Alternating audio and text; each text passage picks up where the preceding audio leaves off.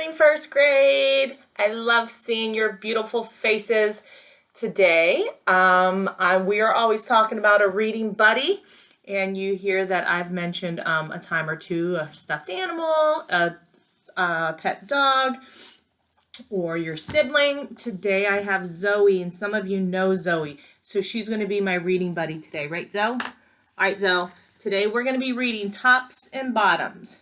Okay, we're in our cozy little corner. We're going to be reading. Can you grab a buddy? Or if you don't have a buddy next to you, you can just kind of think. And we're going to preview our text. Our title is Tops and Bottoms. Can you tell me what you think, what genre this is? Is it fiction or nonfiction? I think fiction too, Zoe. What do you think, Zoe? Zoe's spelling something. All right, so it is going to be a fiction story. And I can tell that because right away I see this rabbit holding a corn. And I know that this character, an animal, isn't really going to pick up a corn. And, I guess they do pick up. Zoe, you need to sit down. You need to sit down. Well, I guess they can't pick up corn. So let's see if our animals are going to talk or not. Okay? All right, here we go.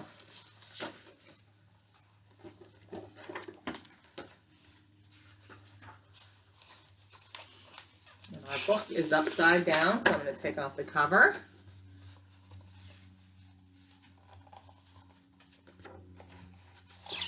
Tops and bottoms. Do you see the way this author organized it to make it a little bit more fun, a little bit different than the books that we normally read?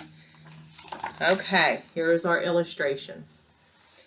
Once upon a time, there lived a very lazy bear who had lots of money and lots of land. His father had been a worker and a smart business bear, and he had given all of his wealth to his son, but all Bear wanted to do was sleep.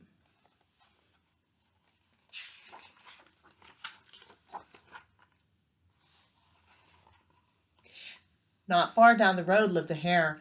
Although Hare was clever, he sometimes got into trouble. He had once owned land too, but now he had nothing. He had lost a risky bet with a tortoise and had sold all of his land to Bear to pay off the debt.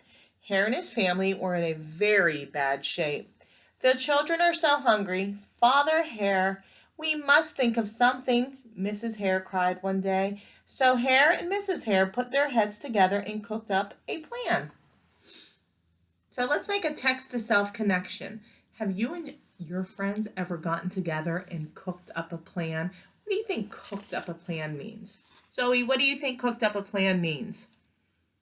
I think cooked up a plan means they together thought of a plan. They kind of put their heads together and they thought up a plan.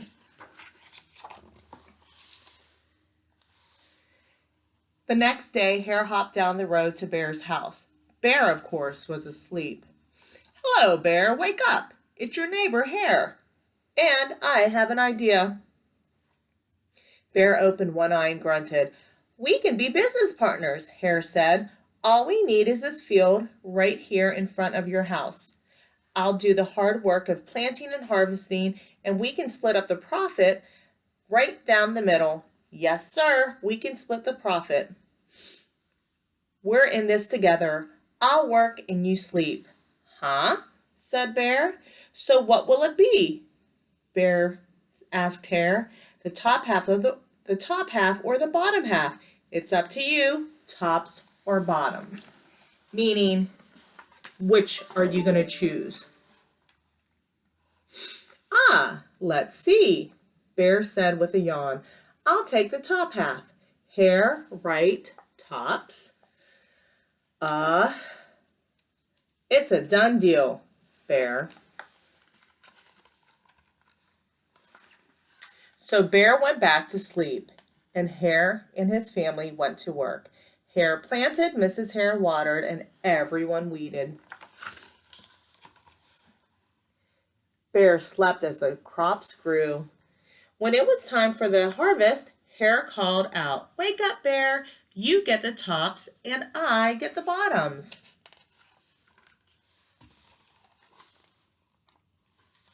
What's Bear doing? What's Bear doing, Zoe? He's still sleeping, right?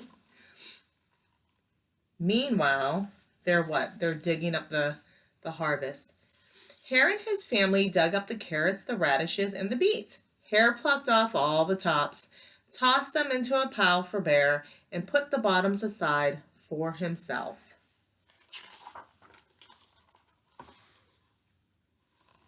Bear stared at his pile. But Hare, all the best parts are in your half. You chose the tops, Bear, Hare said. Now, Hare, you've tricked me. You plant this field again, and this season I want the bottoms. Hare agreed. It's a done deal, Bear.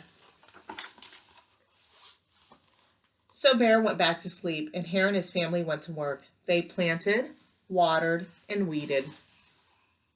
Meanwhile, all along, Bear is what while the work is going on? He's still sleeping, right, Zoe? When it was time for the harvest, Hare called out, "Wake up, Bear! You get the bottoms, and I get the tops."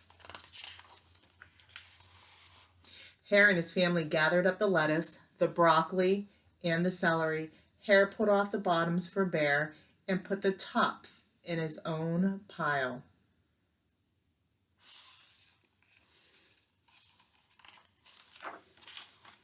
Bear looked at his pile and scowled. "Hare, you cheated me again." "But Bear," Hare said, "you wanted the bottoms this time." Hare growled, You plant this field again, Bear. You tricked me twice, and you owe me one season of both tops and bottoms." "You're right, poor old Bear," sighed Hare. "It's only fair that you get both tops and bottoms this time. It's a done deal."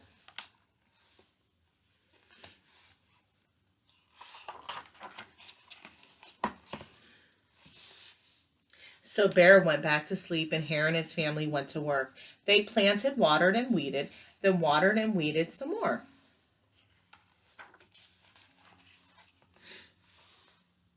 Bear slept as the crops grew. When it was time for the harvest, Hare called out, "Wake up, Bear! This time you get the tops and the bottoms."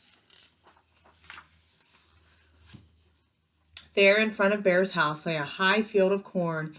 Hare and his family yanked up every corn stalk. Hare tugged off the roots at every corn stalk.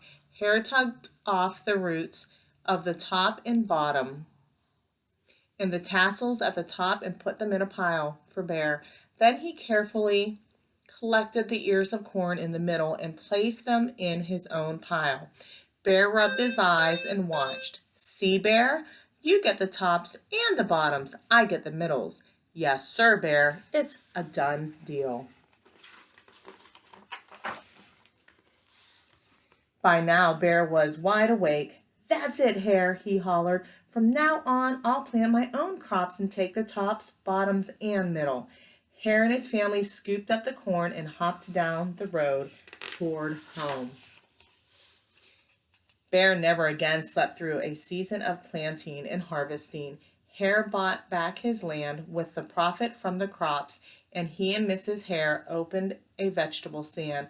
And although Hare and Bear learned to live happily as neighbors, they've never became business partners again. Okay, the end. All right, first grade, we've talked a lot about lessons and stories, and this book has a particular lesson, tops and bottoms. What was the main thing that Bear, what was the pattern that Bear did as the Hare and his family planted the crops? I think Zoe's checked out. She's not my partner anymore. She's sleeping. Yes, he slept as the Hare and his family planted the crops. So it was at that time that they were able to plant whatever they wanted, so it would benefit them in the end. So whenever Bear woke up, they were able to trick him 3 times. But ultimately, Bear woke up and he started to do the work himself. So the message in our story is, if you want something done and you don't want to be tricked by somebody, stay alert. Pay attention what's going on and maybe do the work yourself. Okay? That is the lesson I got out of it. I hope you got out the same lesson, if not something different. I would love to hear it. I would love to hear the thoughts on this story. So if you could write me or your teacher a letter, a note to tell me what you thought about Tops and Bottoms, in which, as we saw from the book, it is a fiction story because animals don't talk. All right, so thanks for sticking around for our reading story for today. All right, bye, first grade.